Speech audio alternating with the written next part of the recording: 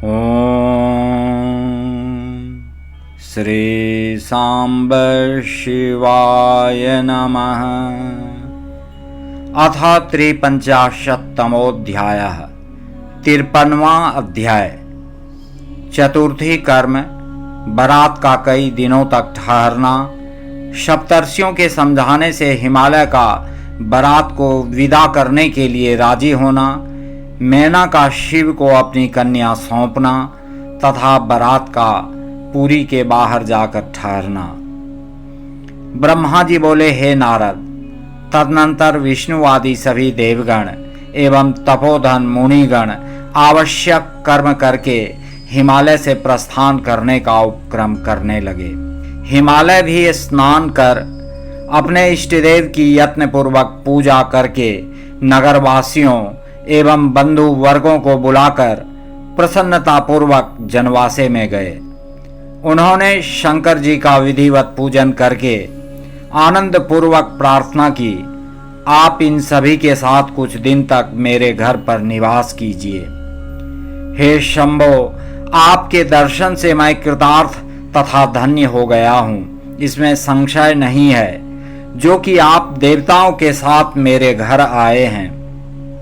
ब्रह्मा जी बोले, शैलराज ने इस प्रकार बहुत कहकर दोनों हाथ जोड़कर प्रणाम करके विष्णु आदि देवगणों के साथ प्रभु को आमंत्रित किया। तत्पश्चात आदर के साथ मन में शिवजी का ध्यान कर विष्णु के सहित देवता तथा मुनिगण प्रसन्नतापूर्वक हिमालय से कहने लगे। देवता बोले, हे गिरिराज, आप धन्य हैं और आपकी कीर्ति महान है। तीनों लोकों में आपके समान पुण्यात्मा कोई व्यक्ति नहीं है, जिसके द्वार पर सज्जनों को गति देने वाले भक्त वत्सल एवं पर ब्रह्म महेश्वर अपने सेवकों के साथ कृपापूर्वक पधारे। आपने हमें ठहरने के लिए मनोहर जनवासा दिया एवं विविध सम्मान किया। हे गिरीश्वर, आपने ऐसे उत्तम भोजन दिए जो अवर्णनीय हैं। वहाँ कोई आश्चर्य नहीं, जहाँ साक्षात अंबिका शिवा देवी हैं। सब कुछ सर्वथा परिपूर्ण है, कुछ भी शेष नहीं रहा। हम लोग धन्य हैं जो यहाँ पर आ गए। ब्रह्मा जी बोले, हे नारद, इस प्रकार वहाँ परस्पर एक दूसरे की उत्तम प्रशंसा हुई। उस समय वैदिक मंत्रों, साधु तथा जय शब्द की ध्वनि होने लगी और नाना प्रकार के उत्सव होने लगे। मंगल गान होने लगा, अप्सराएं नाचने लगी, मागध स्तुति करने लगे और द्रव्यों का पर्याप्त दान हुआ। तत्पश्चात देवेश का आमंत्रण कर हिमालय अपने घर गए और अनेक विधि विधानों से भोजनोत्सव की तैयारी करने लगे। वे कुतूहल पूर्वक परिवार सहित प्रभु शंकर को भोजन कराने के लिए प्रेम के साथ ले आए। परम आदर से शिवजी के, विष्णु के, मेरे, सभी देवताओं के, मुनियों के तथा अन्य गए हुए लोगों के चरणों को धोकर बंधु बांधवों सहित गिरिराज ने बड़े प्रेम से उन सब को मंडप के भीतर आसन देकर बैठाया। विष्णु, सदाशिव एवं मुझ ब्रह्मा सहित समस्त लोग भोजन करने लगे।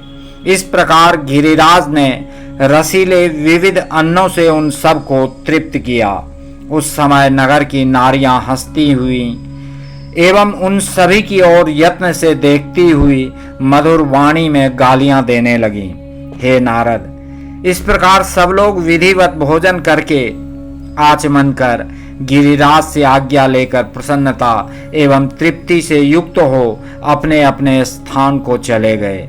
हे मुने, इसी प्रकार तीसरे दिन भी गिरिराज ने विधिवत दान, सम्मान एवं आदर आदि के द्वारा उनका सत्कार किया। चौथा दिन प्राप्त होने पर बड़ी शुद्धता के साथ चतुर्थी कर्म विधिवत संपन्न हुआ, जिसके बिना वह उत्सव अधूरा ही रह जाता। उस समय अनेक प्रकार का उत्सव, जय जयकार तथा साधु शब्दों का उच्चारण, नाना प्रकार का दान, गान एवं नृत्य होने लगा। पांचवां दिन प्राप्त होने पर प्रसन्न हुए सभी देवताओं ने बड़े प्रेम के साथ गिरिराज से विदाई के लिए निवेदन किया। यह सुनकर हिमालय ने हाथ जोड़कर देवताओं से कहा, हे देवताओं, अभी आप लोग कुछ दिन और रहें तथा मेरे ऊपर कृपा करें। ऐसा कहकर उन्होंने बड़े स्नेह से शंकर, विष्णु, मुझ ब्रह्मा तथा अन्य देवताओं को बहुत दिनों तक बड़े आदर के साथ ठहराया। इस प्रकार निवास करते हुए जब बहुत दिन बीत गए, तब देवताओं ने हिमालय के पास सप्तर्षियों को भेजा। उन्होंने गिरिराज तथा मैना को समयोचित बातें कहकर समझाया और प्रशंसा करते हुए प्रसन्नता पूर्वक श्रेष्ठ शिव तत्व को विधिवत प्रतिपादित किया। हे मुने, उनके समझाने से हिमालय ने उसे स्वीकार कर लिया। तब शिवजी विदा होने के लिए देवताओं सहित हिमालय के घर गए। जब देवेश शिव देवताओं सहित अपने कैलाश पर्वत के लिए यात्रा करने लगे, तब मैना ऊंचे स्वर से रोने लगी और कृपा सागर शंकर जी से कहने लगी। मैना बोली, कृपा निधे, आप कृपा करके भली भांति शिवा का पालन कीजिएगा। आप आशुतोष हैं, अतः पार्वती के हजारों दोषों को क्षमा कीजिएगा। हे प्रभो, यह मेरी कन्या जन्म जन्मांतर से आपके चरण कमल की भक्त है। आप महादेव प्रभु को छोड़कर इसे सोते अथवा जागते समय भी किसी का स्मरण नहीं रहता।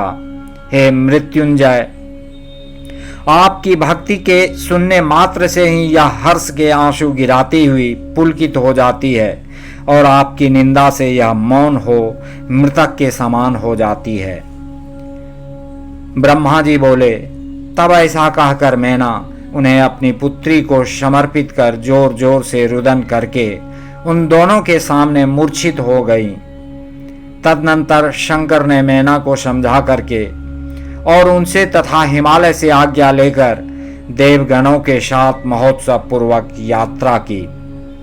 तदनंतर सभी देवताओं ने हिमालय के कल्याण की कामना करते हुए प्रभु तथा अपने गणों के साथ मौन हो प्रस्थान किया। कुछ दूर जाकर हर्षित देवता हिमालय की पुरी के बाहर बगीचे में शिवजी सहित आनंद पूर्वक ठहर गए और शिवा के आगमन की प्रतीक्षा करने लगे। हे मुनीश्वर, इस प्रकार देवगणों के सहित शिव की उत्तम यात्रा का वृत्तांत मैंने आपसे कह दिया। अब उत्सव तथा विदाई के अनंतर होने वाले विरह से युक्त शिवा की यात्रा सुनिए।